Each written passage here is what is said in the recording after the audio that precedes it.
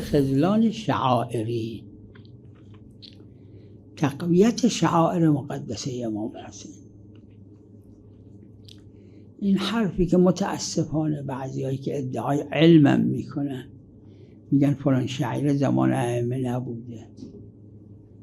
اگه کسی روایات وسائل رو خونده باشه، اگر کسی فرائض شیخ انصاری و کفایه رو خونده باشه، اگر کسی قدری یک عشر فقیه باشه، این حرف رو نمیزنه. ملاک خصوص این نیست که بالخصوص معصومین فرموده باشن یا بالخصوص عمل کرده باشن یا بالخصوص تقریر فرموده باشن زمانشون باشه، نه.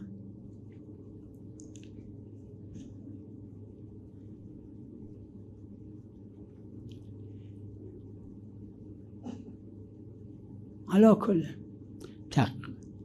خذلان شعائری، در این شعائر مقدسه امام حسین علیه السلام هر کی قدری که میتونه شرکت بکنه، قدری که نکنه معذور باشه، اقلا بین خود و خدا معذور باشه.